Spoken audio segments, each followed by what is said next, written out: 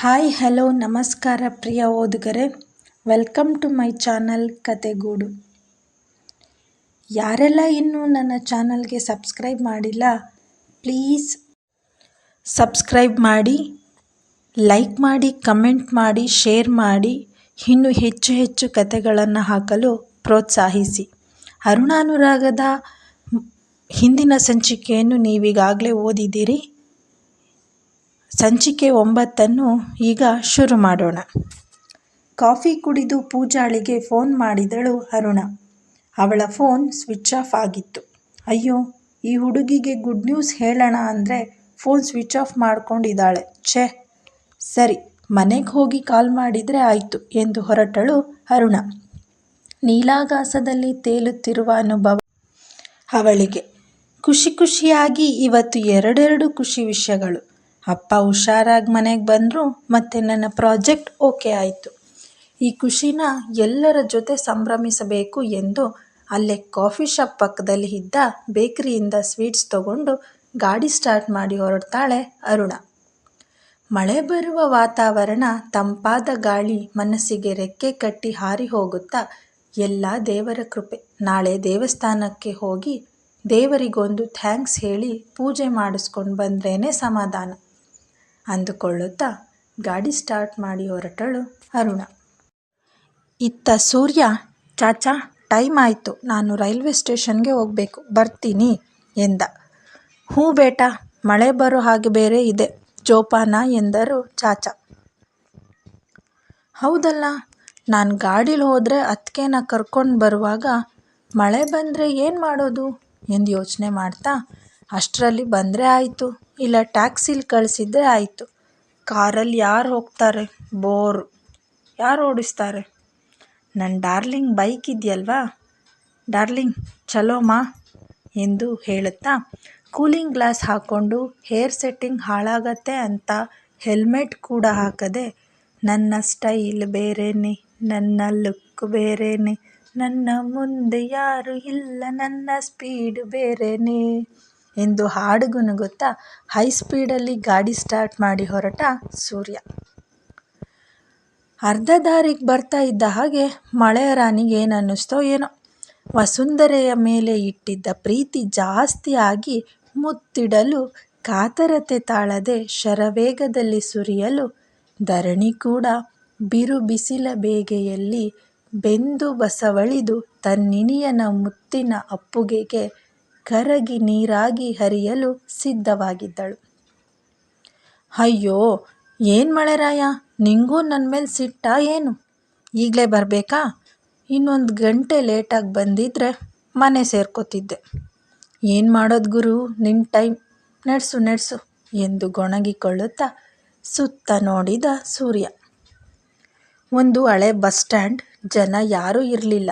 ಅಬ್ಬಾ, ಮಳೆ ನಿಲ್ಲೋವರೆಗೂ ನಿಲ್ಲೋಕೆ ಜಾಗ ಸಿಕ್ತು ಎಂದು ಗಾಡಿ ಅಲ್ಲೇ ಬಿಟ್ಟು ಓಡಿ ಹೋಗಿ ನಿಲ್ಲೋ ಅಷ್ಟರಲ್ಲಿ ಅರ್ಧ ನೆಂದು ಹೋಗಿ ತಲೆ ಕೊಡವಿಕೊಳ್ಳುತ್ತಾ ಇರುವಾಗ ಆ ಕಡೆಯಿಂದ ಗಾಡಿ ನಿಲ್ಲಿಸಿ ತಲೆ ಮೇಲೆ ಸೆರಗು ಹೊದ್ದು ಓಡಿ ಬರುತ್ತಿರುವ ಹುಡುಗಿಯನ್ನು ನೋಡಿ ಅಲ್ಲೇ ನಿಂತುಬಿಟ್ಟ ಸೂರ್ಯ. ಅರುಣ ಕೂಡ ತನ್ನ ಗಾಡಿ ಅಲ್ಲೇ ನಿಲ್ಲಿಸಿ ಆಕಾಶದಲ್ಲಿ ಹಾರಾಡ್ತಾ ಬರ್ತಿದ್ದೋಳು ಮಳೆಗೆ ನೆಂದ ಗುಬ್ಬಿ ಮರಿಯಂತೆ ಆಗಿದ್ದಳು.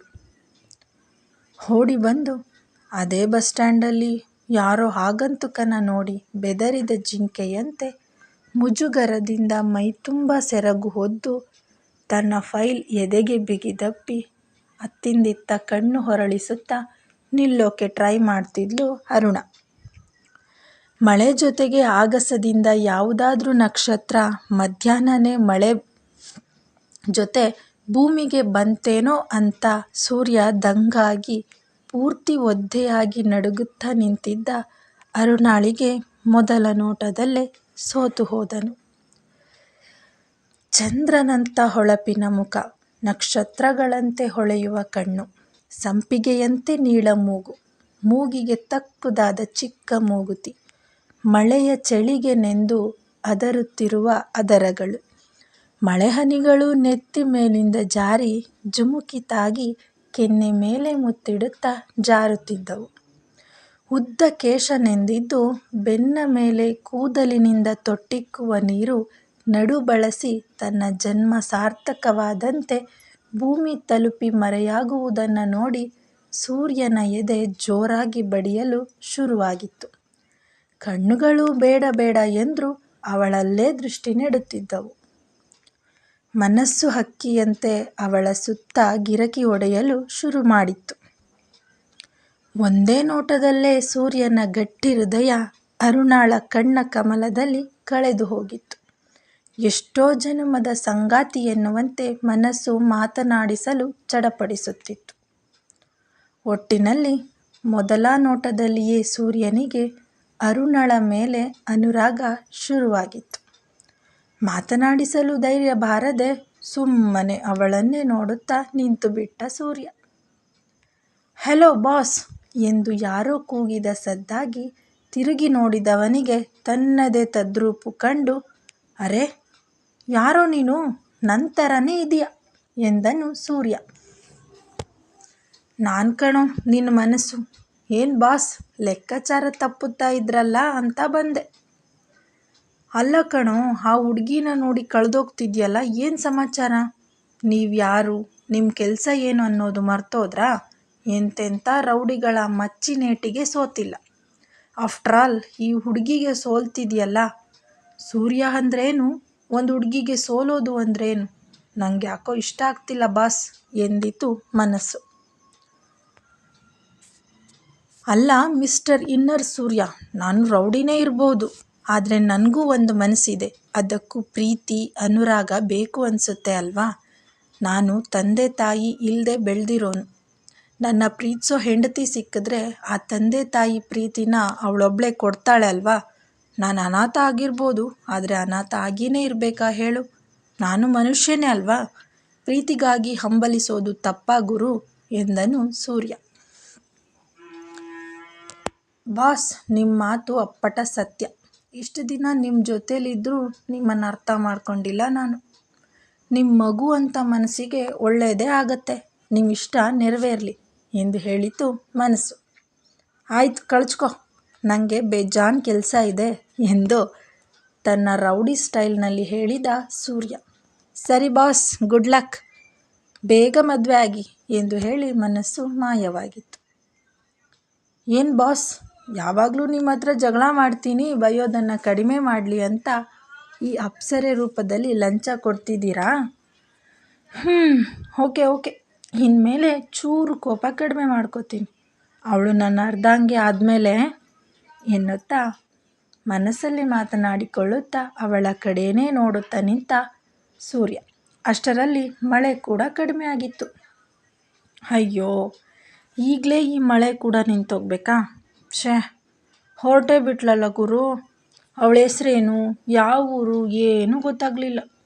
ಹೇಗೆ ತಿಳ್ಕೊಳ್ಳೋದು, ಏನು ಮಾಡೋದು ಎಂದು ಚಡಪಡಿಸುತ್ತಿದ್ದ ಸೂರ್ಯ. ಅರುಣ ನಿಂತಿದ್ದ ಜಾಗದಲ್ಲಿ ಬ್ಯಾಗ್ನಲ್ಲಿ ಇದ್ದ ಕರ್ಚೀಫ್ ತೆಗೆದುಕೊಳ್ಳಲು ಹೋದಾಗ ಮಿಸ್ ಆಗಿ ಬಿದ್ದಿದ್ದ ಆಫೀಸ್ ID ಕಾರ್ಡ್ ಕಣ್ಣಿಗೆ ಬಿದ್ದಿತ್ತು. ಅದನ್ನು ಎತ್ತಿಕೊಂಡು ನೋಡುತ್ತಾ, ಮುದ್ದು ಗೊಂಬೆ, ಎಷ್ಟು ಮುದ್ದಾಗಿದ್ದಾಳೆ ನನ್ನ ಹೆಂಡತಿ ಎನ್ನುತ್ತಾ ಅದರಲ್ಲಿರುವ ಅವಳ ಹೆಸರನ್ನು ಮುದ್ದಾಗಿ ಹೋ ಅರುಣ ಎಂದು ಕೂಗಿದನು. ಸೂಪರ್ ಹೆಸರು, ಇಬ್ಬರ ಹೆಸರಲ್ಲೂ ಕೂಡ ಒಂದೇ ಅರ್ಥ, ಅಬ್ಬಾ ಎಂದು ಹುಬ್ಬೇರಿಸಿದನು ಸೂರ್ಯ. ಇತ್ತ ಅರುಣ ಗಾಡಿ ಸ್ಟಾರ್ಟ್ ಮಾಡೋಕೆ ಒದ್ದಾಡ್ತಾ ಇರ್ತಾಳೆ. ಅದನ್ನು ನೋಡಿದ ಸೂರ್ಯ, ಅರೆ ಮೇಡಮ್, ಹೆಲೋ ಮೇಡಮ್ ಎಂದು ಕೂಗುತ್ತಾ ಅರುಣ ಬಳಿಗೆ ಬರುತ್ತಾನೆ. ಅಯ್ಯೋ, ಇವನು ಯಾಕೆ ನನ್ನ ಹತ್ರ ಬರ್ತಾ ಇದ್ದಾನೆ? ದೇವ್ರೇ, ಬೇಗ ಸ್ಟಾರ್ಟ್ ಆಗು ಪ್ಲೀಸ್, ಬೇಗ ಸ್ಟಾರ್ಟ್ ಆಗು ಎಂದು ಗಾಡಿಗೆ ಕೈ ಮುಗಿಯುತ್ತಾ ಮತ್ತೆ ಸ್ಟಾರ್ಟ್ ಮಾಡೋಕೆ ಒದ್ದಾಡ್ತಾಳೆ. ಹತ್ತಿರಕ್ಕೆ ಬಂದ ಸೂರ್ಯ, ಏನು ಮೇಡಮ್, ಕೂಗಿದ್ರೂ ತಿರುಗೋದೇ ಇಲ್ಲ ಎನ್ನುತ್ತಾನೆ. ಕೇಳಿಸ್ಲಿಲ್ಲ, ಏನು ಹೇಳಿ ಎಂದಳು ಅರುಣ. ಭಯಕ್ಕೆ ಮುಖ ಬಿಳಿಸ್ಕೊಂಡಿತ್ತು. ಮೇಡಮ್, ನಿಮ್ಮದು ID ಕಾರ್ಡ್ ಅಲ್ಲೇ ಬೀಳಿಸಿ ಬಂದಿದ್ರಿ, ತಗೊಳ್ಳಿ ಎಂದು ID ಕಾರ್ಡನ್ನು ಅರುಣ ಕೈಗೆ ಕೊಟ್ಟನು ಸೂರ್ಯ. ಥ್ಯಾಂಕ್ಸ್, ಗೊತ್ತಾಗಲಿಲ್ಲ ಕಣ್ರಿ, ಗಾಬರಿಲಿ ಬಂದ್ಬಿಟ್ಟೆ ಎಂದಳು ಅರುಣ. ಗಾಬರಿನಾ? ಯಾಕೆ ಮೇಡಮ್, ನಾವೇನು ಅಷ್ಟು ಭಯ ಬೀಳಿಸೋರ ಹಾಗೆ ಕಾಣಿಸ್ತೀವ ಎನ್ನುತ್ತಾ ನಕ್ಕನು ಸೂರ್ಯ. ಅದು ಅದು ಹಾಗೇನಿಲ್ಲ, ಕತ್ತಲು ಬೇರೆ ಆಗ್ತಿತ್ತು, ಬೇಗ ಮನೆಗೆ ಹೋಗಬೇಕು ಅನ್ನೋ ಗಾಬರಿ ಅಷ್ಟೆ. ಅದು ಅಲ್ಲದೆ ಇಲ್ಲಿ ನಿಮ್ಮನ್ನು ಬಿಟ್ಟರೆ ಯಾರೂ ಇರಲಿಲ್ಲ ಅಲ್ವಾ, ಒಂಥರ ಭಯ ಆಯಿತು ಎಂದು ಮಾತು ತೇಲಿಸಿದಳು ಅರುಣ. ಅಬ್ಬಬ್ಬಾ, ಅಂದ್ಕೊಂಡೆ ನೀವು PT ಉಷಾ ಥರ ಓಡಿ ಬಂದಿದ್ದು ನೋಡಿನೇ ಅಂದ್ಕೊಂಡೆ ನೀವು ನನ್ನ ತಪ್ಪಾಗಿ ತಿಳ್ಕೊಂಡಿದ್ದೀರಾ ಅಂತ. ಒಂದು ಮಾತು ಹೇಳಲ್ಲ ಮೇಡಮ್, ಯಾರನ್ನೂ ಮುಖ ನೋಡಿ ಇಂಥವ್ರು ಅಂತ ಡಿಸೈಡ್ ಆಗಬಾರ್ದು, ಮನಸ್ಸು ಬೇರೆಯೇ ಇರುತ್ತೆ ಎಂದನು ಸೂರ್ಯ. ಸಾರಿ ರೀ, ನಮ್ಮ ಭಯ ನಮಗಿರುತ್ತಲ್ವಾ ಎಂದಳು ಅರುಣ ಮುಖ ಚಿಕ್ಕದು ಮಾಡಿ. ಇರಲಿ ಪರವಾಗಿಲ್ಲ ಅರುಣ ಅವರೇ, ನನ್ನ ಹೆಸರು ಸೂರ್ಯ ಎಂದು ತನ್ನ ಪರಿಚಯ ಮಾಡಿಕೊಂಡನು.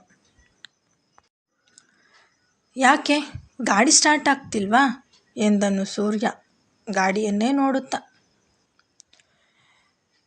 ಇಲ್ಲ ಸೂರ್ಯ ಅವರೇ, ಯಾಕೋ ಸ್ಟಾರ್ಟ್ ಆಗ್ತಿಲ್ಲ, ಇಲ್ಲಿ ಹತ್ತಿರದಲ್ಲಿ ಯಾರಾದರೂ ಮೆಕ್ಯಾನಿಕ್ ಇದ್ದಾರಾ, ತೋರಿಸ್ಬೇಕು ಎಂದಳು ಅರುಣ.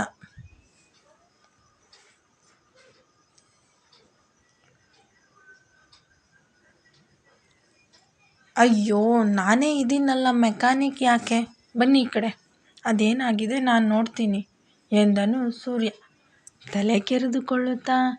ನಾನು ರೌಡಿ ಅಂತ ಗೊತ್ತಾದರೆ ಮದುವೆ ಇರಲಿ, ನನ್ನ ಮುಖ ಸಹ ನೋಡಲ್ಲ ಅನಿಸುತ್ತೆ, ಮೆಕ್ಯಾನಿಕ್ ಅಂತ ಕಮಿಟ್ ಆಗೋದೇ ವಾಸಿ ಎಂದುಕೊಂಡನು ಸೂರ್ಯ. ಹಬ್ಬಾ, ಹುಡುಕ್ತಾ ಇರೋ ಬಳ್ಳಿ ಕಾಲಿಗೆ ಬಂದು ಸಿಕ್ಕ ಹಾಗಾಯಿತು ನೋಡಿ. ಈ ಮಳೆಯಲ್ಲಿ ಎಲ್ಲಿಗೆ ಮೆಕ್ಯಾನಿಕ್ ಶಾಪ್ ಹುಡ್ಕೊಂಡು ಹೋಗೋದು ಅಂತ ಟೆನ್ಷನ್ ಆಗಿತ್ತು ಎಂದಳು ಅರುಣ. ಅಲ್ಲಿಯವರೆಗೂ ಅವಳಲ್ಲಿದ್ದ ಭಯ ಸ್ವಲ್ಪವೇ ಕಮ್ಮಿಯಾಗಿತ್ತು. ಗಾಡಿ ಚೆಕ್ ಮಾಡುತ್ತಾ, ಏನು ಮೇಡಮ್, ಮಾರ್ಕೆಟಲ್ಲಿ ಅಷ್ಟು ಒಳ್ಳೊಳ್ಳೆ ಮಾಡೆಲ್ ಸ್ಕೂಟರ್ ಬಂದಿದ್ರು ಈ ಹಳೆ ಮಾಡೆಲ್ ಇಟ್ಕೊಂಡು ಒದ್ದಾಡ್ತಾ ಇದ್ದೀರಾ ಎಂದನು ಸೂರ್ಯ. ಇದು ನಮ್ಮ ಅಪ್ಪನ ಗಾಡಿ ಸೂರ್ಯ ಅವರೇ, ಇದರಲ್ಲಿ ಒಂಥರ ಸೆಂಟಿಮೆಂಟ್ ಇದೆ, ಕಷ್ಟ ಕಾಲದಲ್ಲಿ ಪೈಸೆ ಕೂಡಿಟ್ಟು ತಗೊಂಡಿದ್ದಾರೆ, ಅದಕ್ಕೆ ಇದರ ಮೇಲೆ ಒಂಥರ ಅಟ್ಯಾಚ್ಮೆಂಟ್ ಎಂದಳು ಅರುಣ. ಹೋ ಹಾಗೆ ಎಂದು ರಿಪೇರಿ ಮಾಡಿ, ನೋಡಿ ಸರಿ ಆಯಿತು, ಸ್ಟಾರ್ಟ್ ಬಟನ್ ವೈರ್ ಚೂರು ಕಿತ್ತಿತ್ತು ಅಷ್ಟೆ ಎಂದು ಎಕ್ಸಲೇಟರ್ ತಿರುಗಿಸುತ್ತಾ ಸ್ಟಾರ್ಟ್ ಮಾಡಿಕೊಟ್ಟ ಸೂರ್ಯ. ಥ್ಯಾಂಕ್ಸ್ ರೀ, ನಿಮ್ಮಿಂದ ತುಂಬ ಹೆಲ್ಪ್ ಆಯಿತು, ಕಷ್ಟ ಕಾಲದಲ್ಲಿ ದೇವರ ಹಾಗೆ ಬಂದ್ರಿ, ಇಲ್ಲದೆ ಹೋಗಿದ್ರೆ ಈ ಮಳೆಯಲ್ಲಿ ಎಷ್ಟು ಕಷ್ಟ ಆಗ್ತಿತ್ತು ಗೊತ್ತಾ, ತುಂಬ ಥ್ಯಾಂಕ್ಸ್ ಎಂದಳು ಅರುಣ. ಅಂದಹಾಗೆ ಎಷ್ಟಾಯಿತು ನಿಮ್ಮ ಸರ್ವಿಸ್ ಚಾರ್ಜ್ ಎಂದಳು ತನ್ನ ಹ್ಯಾಂಡ್ ಬ್ಯಾಗ್ ಕೈಗೆ ಎತ್ತಿಕೊಳ್ಳುತ್ತಾ. ಅಯ್ಯೋ ನಿಮ್ಮ, ಏನೋ ಪಾಪ ಹುಡುಗಿ ಕಷ್ಟದಲ್ಲಿದ್ದಾರೆ, ಅದರಲ್ಲೂ ಈಗ ತಾನೇ ಪರಿಚಯ ಆಯ್ತಲ್ಲ ಅಂತ ಹೆಲ್ಪ್ ಮಾಡಿದರೆ ಸರ್ವಿಸ್ ಚಾರ್ಜ್ ಅಂತೆ, ಹೋಗ್ರಿ ಸುಮ್ಮನೆ ಎಂದು ಕೋಪಿಸಿಕೊಂಡನು ಸೂರ್ಯ. ಅದು ಆಗಲ್ಲ ಸೂರ್ಯ ಅವರೇ, ಮಿಡಲ್ ಕ್ಲಾಸ್ ಫ್ಯಾಮಿಲಿ ಜೀವನದ ಬಗ್ಗೆ ನನಗೆ ಗೊತ್ತು, ಪ್ರತಿ ಪೈಸಾನೂ ಮುಖ್ಯ, ಕಷ್ಟ ಕಾಲದಲ್ಲಿ 1 ರೂಪಾಯಿ ಕೂಡ ಹೆಚ್ಚೆ, ತಗೊಳ್ಳಿ ಇಟ್ಕೊಳ್ಳಿ ಎಂದು 100 ರೂಪಾಯಿ ನೋಟನ್ನು ಅವನ ಕೈಗೆ ಇಡುತ್ತಾ, ನಾನಿನ್ನು ಬರ್ತೀನಿ ಎಂದು ಗಾಡಿ ಸ್ಟಾರ್ಟ್ ಮಾಡಿ ದೂರದಲ್ಲಿ ಮಾಯವಾದಳು ಅರುಣ.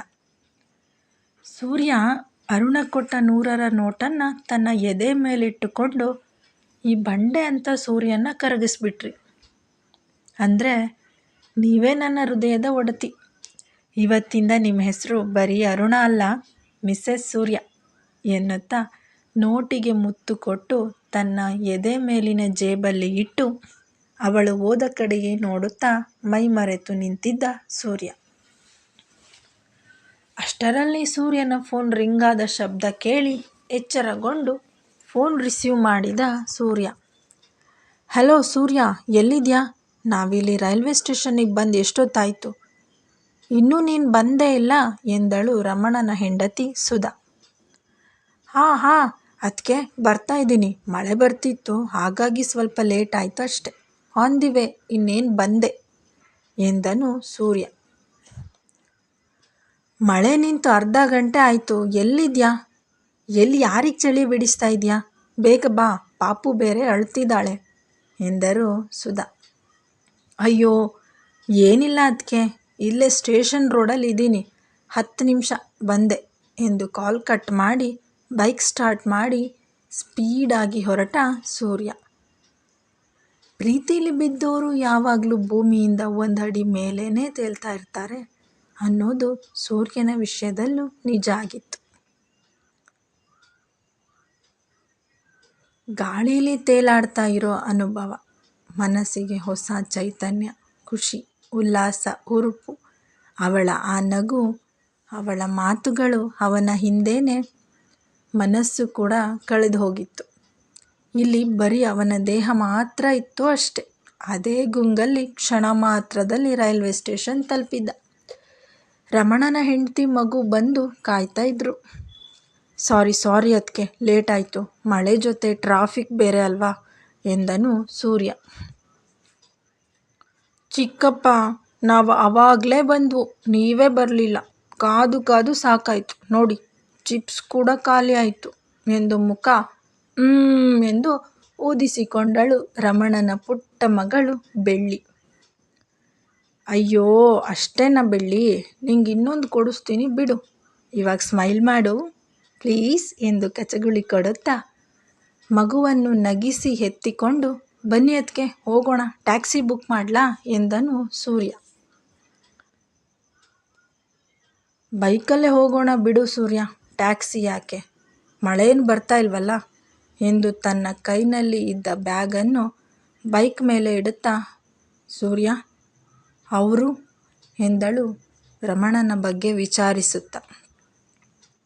ಇಲ್ಲ ಅದಕ್ಕೆ, ಅಣ್ಣ ಯಾವುದೋ ಕೆಲಸದ ಮೇಲೆ ಹೋಗಿದ್ದಾರೆ ಎಂದನು ಸೂರ್ಯ.